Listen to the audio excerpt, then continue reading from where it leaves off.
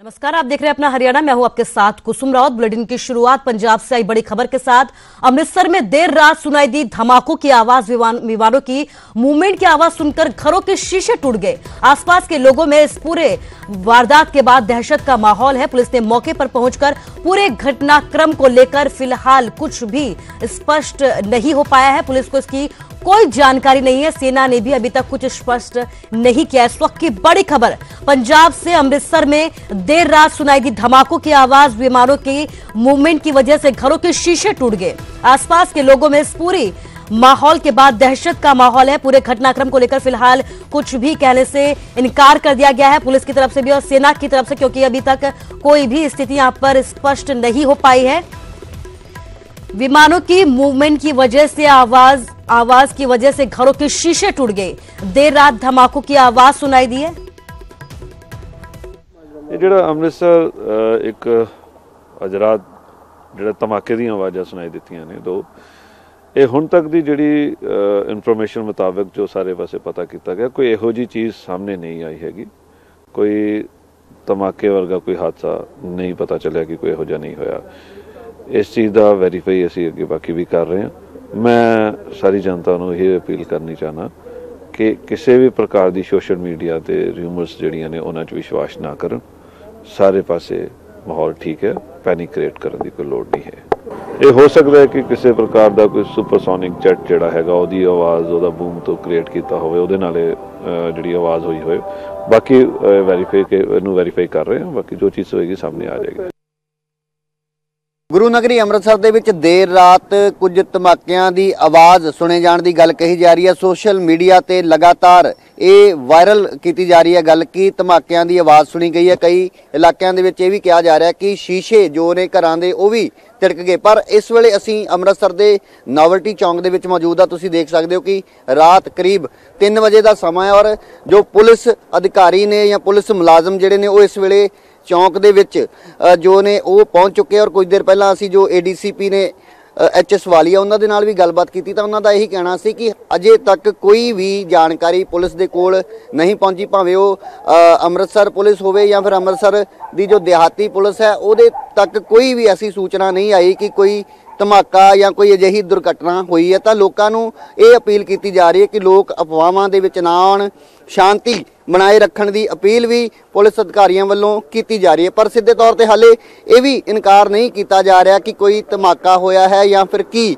ਔਰ ਬੀਤੇ ਦਿਨੀ ਜਦੋਂ ਪਾਕਿਸਤਾਨ ਦੇ ਵਿੱਚ ਸਾਡੇ ਭਾਰਤੀ ਹਵਾਈ ਫੌਜ ਵੱਲੋਂ 에ਅਰ ਸਟ੍ਰਾਈਕ ਕੀਤੀ ਗਈ ਸੀ ਤਾਂ ਉਸ ਤੋਂ ਇੱਕ ਦਿਨ ਬਾਅਦ ਜ਼ਿਲ੍ਹਾ ਲੋਕ ਸੰਪਰਕ ਵਿਭਾਗ ਵੱਲੋਂ ਇਹ ਸੁਨੇਹਾ ਮੀਡੀਆ ਨੂੰ ਦਿੱਤਾ ਗਿਆ ਸੀ ਕਿ ਹਵਾਈ ਸੈਨਾ ਜੋ ਹੈ ਉਹ ਡਰਿਲ ਕਰ ਸਕਦੀ, ਮੌਕ ਡਰਿਲ ਕਰ ਸਕਦੀ ਹੈ ਔਰ ਤੇਜ਼ ਆਵਾਜ਼ਾਂ ਵੀ ਰਾਤ ਵੇਲੇ ਆ ਸਕਦੀਆਂ ਨੇ ਤਾਂ ਲੋਕ ਜੋ ਨੇ ਉਹ ਦਹਿਸ਼ਤ ਦੇ ਵਿੱਚ ਨਾ ਆਉਣ। ਤਾਂ ਪਰ ਉਸ ਵੇਲੇ ਕੋਈ ਐਸੀ ਡਰਿਲ ਸਾਹਮਣੇ ਨਹੀਂ ਆਈ ਸੀ, ਪਰ ਅੱਜ ਇਸ ਨੂੰ ਮੌਕ ਡਰਿਲ ਦੇ ਤੌਰ ਤੇ ਵੀ ਦੇਖਿਆ ਜਾ ਰਿਹਾ। ਪਰ ਹਾਲੇ ਤੱਕ ਸਥਿਤੀ ਸਪਸ਼ਟ ਨਹੀਂ ਹੈ ਕਿ ਆਖਿਰਕਾਰ ਜੋ ਜਿਨ੍ਹਾਂ ਨੂੰ ਧਮਾਕੇ ਦੱਸਿਆ ਜਾ ਰਿਹਾ ਉਹ ਆਵਾਜ਼ ਆਖਿਰਕਾਰ ਕਿਸ ਚੀਜ਼ ਦੀ ਸੀ, ਕਿਸ ਚੀਜ਼ ਦੀ ਇੰਨੀ ਜ਼ਿਆਦਾ ਆਵਾਜ਼ ਸੀ ਜਿਸ ਕਰਕੇ ਪੂਰਾ ਸ਼ਹਿਰ ਔਰ ਸ਼ਹਿਰ ਤੋਂ ਇਲਾਵਾ ਜਿਹੜੇ ਨਾਲ ਲੱਗਦੇ ਹੋਰ ਕਸਬੇ ਨੇ ਉੱਥੋਂ ਵੀ ਲਗਾਤਾਰ ਲੋਕਾਂ ਦੇ ਦੇਰ ਰਾਤ ਫੋਨ ਆਉਣੇ ਸ਼ੁਰੂ ਹੋਏ। ਔਰ ਉਸ ਤੋਂ ਬਾਅਦ ਮੀਡੀਆ ਦੇ ਨਾਲ ਪੁਲਿਸ ਅਧਿਕਾਰੀ ਵੀ ਸੜਕਾਂ ਤੇ ਆ ਕੇ ਇਸ ਬਾਰੇ ਪਤਾ ਲਗਾਉਣ ਦੀ ਕੋਸ਼ਿਸ਼ ਕਰ ਰਹੇ ਨੇ। ਸਾਡੀ ਵੀ ਲੋਕਾਂ ਨੂੰ ਇਹੀ ਅਪੀਲ ਹੈ ਕਿ ਅਫਵਾਹਾਂ ਦੇ ਵਿੱਚ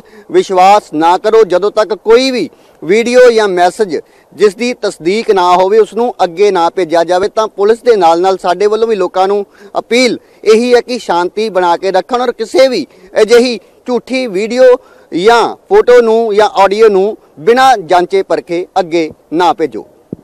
कैमरामैन हनीश कुमार के नाल राजीव शर्मा, न्यूज़ 18 पंजाब, अमृतसर। और इस पूरी खबर पर ज्यादा जानकारी के लिए राजीव शर्मा अमृतसर से हमारे संवाददाता फोन लाइन से हमारे साथ जुड़ गए हैं। राजीव, सबसे पहला सवाल यही है कि क्या अभी तक कोई स्थिति वहां स्पष्ट हो पाई है कि आखिर ये आवाज किस चीज की थी? जी देखिए, जैसे ही ये धमाके की आवाज आती है उसके बाद लगातार फोन कॉल्स मीडिया वालों को भी आती हैं और पुलिस वालों को भी ये मैसेज पहुंचता है कि किसी तरीके से धमाका कोई हुआ है। तो उसके बाद पुलिस की तरफ से भी जो अमृतसर जिले के अलावा जो अमृतसर देहाती पुलिस है उनको भी ये सूचना दी जाती है और उनकी तरफ से जितने भी थाने जो उनके अधीन आते हैं, अंतर्गत आते हैं, तो सबको ये बताया जाता है कि कोई भी ऐसी अगर बात सामने आती किसी भी इलाके में तो तुरंत बताया जाए। लेकिन काफी देर बाद भी कोई सूचना पुलिस के पास नहीं पहुंची कि कोई कहीं पर कोई चीज गिरी हो ऐसे ही, या कोई धमाका हुआ हो, या किसी तरीके से कोई उससे कोई नुकसान हुआ हो। तो ऐसी कोई भी बात देर रात तक सामने नहीं आई थी। तो अब भी हम सुबह जो पुलिस अधिकारियों से राब्ता करने की कोशिश कर रहे हैं, लेकिन फिलहाल कोई ऐसी जानकारी नहीं है। तो कुल मिलाकर ज्यादा जो चांसेस यही है कि जो टेक्निकल जो चीज है इसमें जो राजीव पुलिस अधिकारियों को अगर इसकी जानकारी नहीं है, लेकिन इन धमाकों की आवाज को खासा वक्त बीत चुका है, सेना के जवानों का आखिर कुछ कहना है इस पूरे मामले पर? देखिए, सेना जो है वो सीधे तौर पर ऐसे कभी भी ना तो मीडिया को कुछ इंफॉर्मेशन देती है और ना ही उन्होंने अभी तक ये साफ है कि सेना के विमान थे या कौन सा विमान था, वो जेट था या आम जो हवाई जहाज अमृतसर एयरपोर्ट से उड़ान भरते हैं वो था। ये अभी उसमें कुछ क्लैरिटी नहीं है। तो जब तक वो साफ नहीं हो पाएगा उसके बाद ही ये कहना ठीक होगा। लेकिन जिस तरीके से धमाके हुए, जो माहिर हैं जिनको इस बारे में जो चलिए राजीव, इस तमाम जानकारी के लिए आपका शुक्रिया। तो इस वक्त की बड़ी खबर हम आपको बता रहे थे, अमृतसर में धमाके हुए हैं।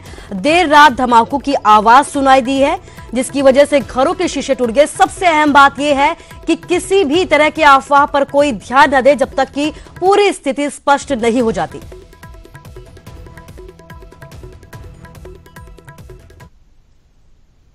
वहीं दूसरी खबर आपको मुंबई से बता रहे हैं, जहां बीएमसी दफ्तर के सामने फुटओवर ब्रिज गिर गया जिसमें 3 महिला समेत 6 लोगों की मौत हो गई।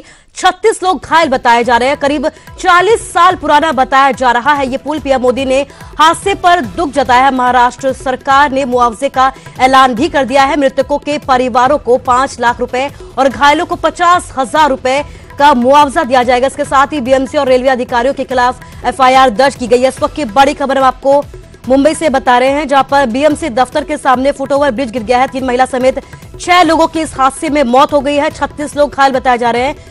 सबसे बड़ी बात यह है कि करीब 40 साल पुल ये बताया जा रहा है। पीएम मोदी ने फिलहाल इस हादसे पर दुख जताया है। तो वहीं महाराष्ट्र सरकार ने मुआवजे का ऐलान किया है। मृतक के परिवार वालों को 5 लाख मुआवजे का ऐलान किया गया है। वहीं घायलों को 50,000 रुपए देने की बात कही गई है। बीएमसी और रेलवे अधिकारियों के खिलाफ इस पूरी लापरवाही को लेकर मामला दर्ज किया गया है। इस वक्त की बड़ी खबर में आपको बता रहे हैं, मुंबई में बीएमसी दफ्तर के सामने बड़ा हादसा हुआ है। फुटओवर ब्रिज गिरा है जिसमें 3 महिला समेत 6 लोगों की दर्दनाक मौत हो गई है। 36 लोग घायल बताए जा रहे हैं। लापरवाही बड़ी सामने आई है। 40 साल पुराना पुल बताया जा रहा है।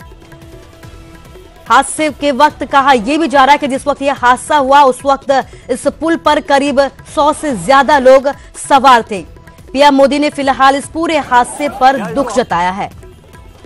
वहीं महाराष्ट्र सरकार ने मुआवजे का ऐलान किया है। मृतकों के परिवारों को 5 लाख रुपए और घायलों को 50,000 रुपए देने का ऐलान किया गया है। यार इनको हॉस्पिटल पहुंचाओ यार।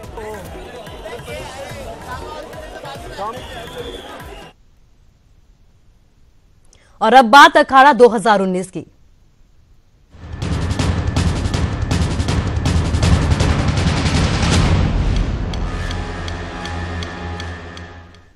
तो लोकसभा चुनाव को लेकर सीएम मनोहर लाल ने कमर कस ली है। बल्लभगढ़ में मुख्यमंत्री ने रोड शो किया। इस दौरान कैबिनेट मंत्रियों से लेकर सांसद और विधायक भी उनके साथ मौजूद रहे। मनोहर लाल ने कहा कि लोगों की भीड़ बताने के लिए यह काफी है कि बीजेपी लोकसभा चुनाव में हरियाणा की सभी 10 सीटों पर अपनी जीत दर्ज करेगी। वहीं उन्होंने हरियाणा में किसी से भी गठबंधन की खबरों को खारिज कर दिया है।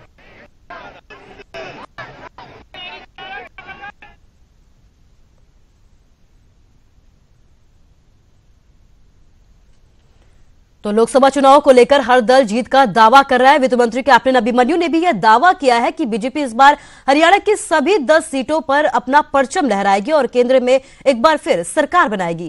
कैप्टन अभिमन्यु नारनौल में कार्यकर्ताओं के साथ बैठक कर रहे थे। बैठक में चुनाव की रणनीति पर चर्चा हुई। इस दौरान कैप्टन अभिमन्यु ने कहा कि इस बार हरियाणा ही नहीं बल्कि पंजाब की भी सभी सीटों पर बीजेपी अपनी जीत हासिल करेगी। गौरतलब है कि कैप्टन अभिमन्यु पंजाब बीजेपी प्रभारी है और हरियाणा में पिछले लोकसभा चुनाव में बीजेपी ने 10 में से 7 सीटें जीती थी। कैप्टन अभिमन्यु ने कहा कि इस बार बीजेपी सभी 10 सीटों को जीत का परचम लहराएगी।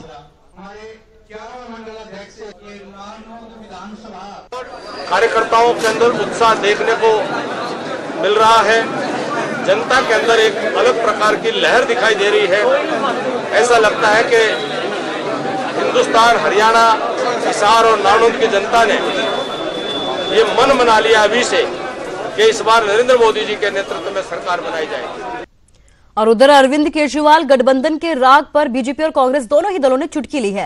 कैबिनेट मंत्री अनिल विज ने कहा कि विरोधी अकेले आए या साथ आए, अंजाम नहीं बदलने वाला, वहीं बीजेपी की जीत होगी। तो कांग्रेस के पूर्व राज्यसभा सांसद ईश्वर सिंह की माने तो आपका हरियाणा में कोई आधार ही नहीं है, ऐसे में उनसे गठबंधन का तो सवाल ही नहीं उठता। ये कहना कि जो है ना भी गठबंधन कर लेना चाहिए, आपने कहा, मैं पर्सनल तो किसी की बात नहीं करूंगा, परंतु ये कहना कि गठबंधन कर लेना चाहिए, ये तो एक स्वार्थ, कोरा स्वार्थ है और जनता से धोखा है। केजरीवाल ही कहता है ना, हम तो उसको नहीं कहते केजरीवाल को समझौता कर ले। एक तरफ का जो है ना उसका अपनी इच्छा है, और केजरीवाल का हरियाणा में जन आधार है क्या? किससे करेगा गठबंधन? गठबंधन के लिए अगला भी तो तैयार हो ना। लोकसभा चुनाव को लेकर अपनी घबराहट बता रहे हैं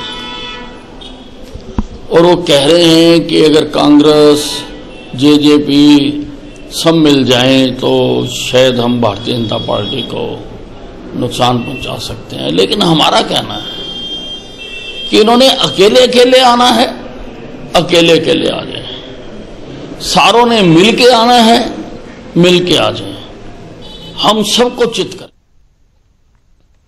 तो चुनाव की तारीखों के ऐलान के साथ ही देश भर में आचार संहिता लागू हो गई, लेकिन फरीदाबाद में आचार संहिता का खुलेआम उल्लंघन हो रहा है। शहर सियासी दलों के पोस्टर और बैनरों से अटा पड़ा है।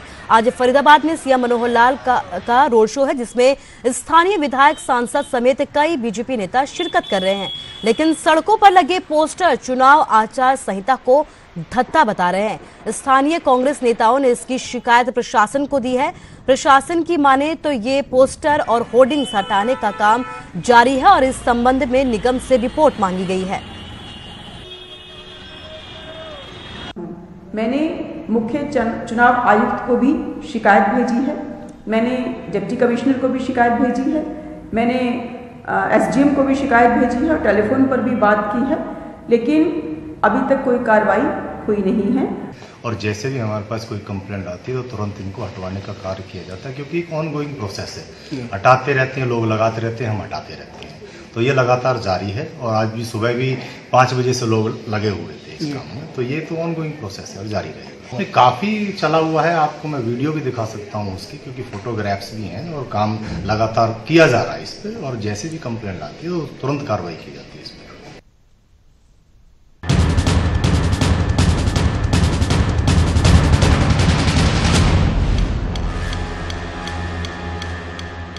और अब बात सियासत से कुछ और अलग खबरों की। सोनीपत पुलिस ने बुजुर्ग दंपति पर हमले और हमले में बुजुर्ग की हत्या की गुत्थी को सुलझा दिया है। पुलिस ने इस मामले में बुजुर्ग दंपति की बहू के साथ 2 युवकों को गिरफ्तार किया है। अब बहू ने ऐसा खौफनाक कदम क्यों उठाया है, आइए देखते हैं।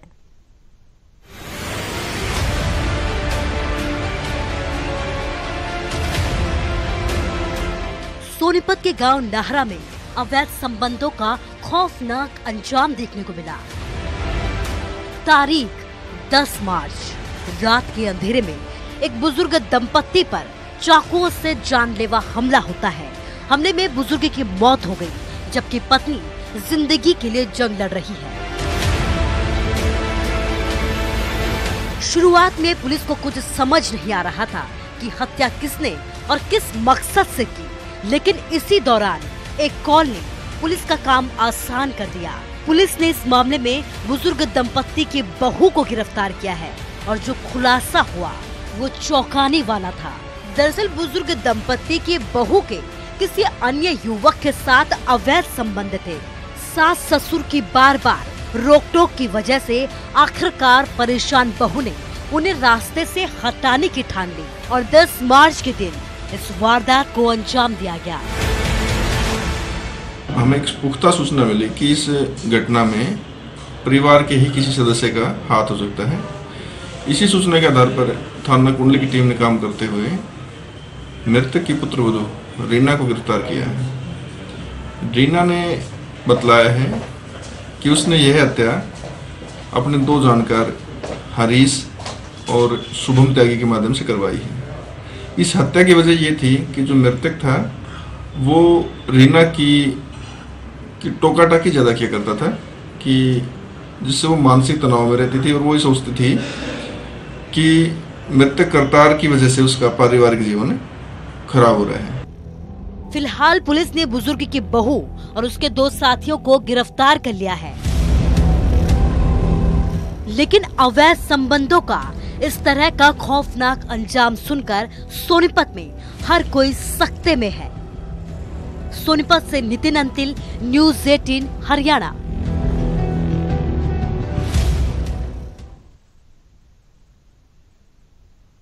तो सोनीपत में अपराधी बेलगाम है। क्राइम ग्राफ लगातार बढ़ता जा रहा है। एक हफ्ते में सोनीपत में 8 हत्या की वारदात हो चुकी हैं। लोगों में दहशत है, लेकिन पुलिस दावे और आश्वासन का खेल खेल रही है।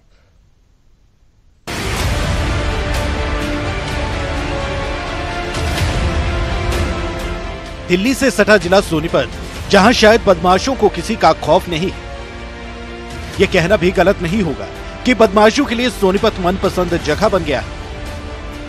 हत्या, लूट, रंगदारी के मामले बढ़ते ही जा रहे हैं। ताजा मामला गांव खेवड़ा से सामने आया है। यहां शराब के ठेकेदार नरेंद्र को बदमाशों ने गोलियों से भून दिया। 3 बाइक पर सवार होकर आए 6 बदमाशों ने ताबड़तोड़ फायरिंग कर दी, जिससे नरेंद्र की मौके पर ही मौत हो गई। 3 बाइक में 6 जने और आड़े गोली मारी थी मेरे भीतर।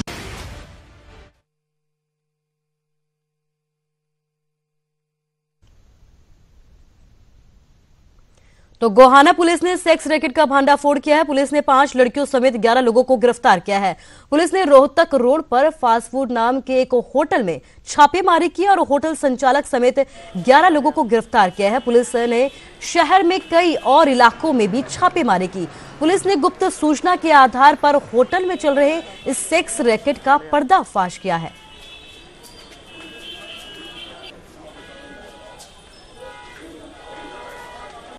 जी, हमारे पास एक गुप्त सूचना मिली थी कि city fast food truck union के सामने कोई अवैध रूप से इलीगल एक्टिविटी चल रही है, जिस पे मैडम डीएसपी गोहाना सुशीला जी के नेतृत्व में वहाँ छापेमारी की गई, जिसमें हमने 4-5 लड़कों को लड़कियों को कैप्चर किया है और उस पर काम कर रहे हैं। टोटल कितने हैं सर? टोटल इसमें 5 लड़के हैं, 5 लड़कियाँ। होटल मालिक भी है? होटल मालिक अलग से है हमारे पास। तो टोटल 11 हो गए? टोटल 11 हो गए। तो वहीं टोहाना के गांव सैमैण के रहने वाले एक शख्स का शव गांव ललोदा के जलघर में मिला है, जहां कार्यरत कर्मचारी ने इसकी सूचना परिजनों को दी है, जिसके बाद परिजनों ने मामले की जानकारी जो है पुलिस को दी। पुलिस ने शव को कब्जे में लेकर पोस्टमार्टम के लिए अस्पताल भिजवा दिया है। फिलहाल पुलिस ने मामला दर्ज कर जांच शुरू कर दी है। जब रात को जो है घर से गए हैं, वहाँ ड्यूटी पे गए हैं बाकायदा। उसके बाद इसके साथ क्या घटना हुई है, इसको पता लगे कि ये नहीं है वहाँ, उसको ढूंढा भी है थोड़ा बहुत, बट ये अपने आप को बस ये शो करता रहे कि मेरी जो है नहीं वो तबीयत ठीक नहीं है, तबीयत ठीक नहीं है। उसके बाद जब उसको ढूंढते आए तो मिला 4 पाइप है। ये नहीं पता 4 पाइप है, कारण क्या है, वजह क्या है, किस वजह से डेथ हुई है, ना आस पड़ोस में कोई किसी प्रकार का कोई चीज़ मिली, कोई जहरीली। जिसमें लड़की ने किसी व्यक्ति पर अपना शारीरिक शोषण करने के आरोप लगाए और इसमें हम अभी तफ्तीश कर रहे हैं, जिसके तहत हमने 6 POCSO act, 3 SC/ST act, 323, 506, 34 IPC के तहत अभियोग दर्ज कर दिया है। और इसमें तो प्रदेश में बेटियां और महिलाओं के खिलाफ अपराध थमने का नाम नहीं ले रहे। पानीपत में एक बच्ची की रेप के बाद हत्या कर दी गई, तो नूह में घर में घुसकर युवती के साथ बलात्कार की वारदात को अंजाम दिया गया।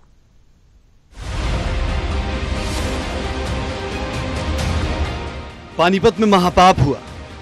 यहां 2.5 साल की बच्ची के साथ दुष्कर्म किया गया और फिर उसकी हत्या कर दी गई। दुष्कर्म और हत्या का आरोप पड़ोस में रहने वाले राजेश नाम के शख्स पर लगा। देखिए, हमारे पास सूचना आई थी कि एक लड़की जो जिसकी उम्र लगभग 3 साल है, वो मृत अवस्था में घर में पड़ी है। तो हमने तुरंत जाकर मौके पर उसको हम डेड बॉडी को अस्पताल लेके आए हैं। और इसमें उसके पिताजी ने जो है एक लड़का राजेश है आसपास का रहने वाला, उसके खिलाफ शिकायत की है, जिसमें 302 का केस हमने दर्ज किया है। देखिए, पोस्टमार्टम अभी होना बकाया है, इसकी प्रक्रिया जारी है, उसके बाद खुलासा उसका क्या हुआ क्या नहीं। दरअसल मासूम का शव पड़ोसी के घर से संदिग्ध हालत में मिला, जिसके बाद परिजनों ने पड़ोसी पर दुष्कर्म के बाद हत्या का आरोप लगाया। परिजनों की शिकायत पर पुलिस ने मामला दर्ज किया और फरार आरोपी को गिरफ्तार कर लिया गया। उधर नूंह भी शर्मसार हुआ। यहां घर में घुसकर युवती के साथ बलात्कार किया गया और फिर जान से मारने की धमकी दी गई। पीड़िता ने गांव के ही रहने वाले विश्राम के खिलाफ शिकायत दी। नूंह रेप केस में पुलिस की लापरवाही भी सामने आई। वारदात के 3 दिन बाद भी युवती का मेडिकल नहीं करवाया गया। इस केस में पुलिस भी चुप्पी साधे हुए है। ये दोनों मामले बताते हैं कि बेटियां महफूज नहीं, क्योंकि दरिंदों को पुलिस का डर नहीं। कुल मिलाकर सेवा, सुरक्षा और सहयोग का नारा बुलंद करने वाली पुलिस सवालों के कटघरे में, क्योंकि बेटियां तभी महफूज होंगी जब पुलिस का खौफ अपराधियों में होगा। पानीपत से सुमित और नूंह से कासिम खान, न्यूज़ 18 हरियाणा। तो समझौता ब्लास्ट केस जैसे ही सुलझता दिखा वैसे ही उलझ गया। 11 मार्च को ना तो फैसला आया और ना ही मामला सुलझा। कुछ हुआ तो बस इतना कि 12 साल का इंतजार और बढ़ गया।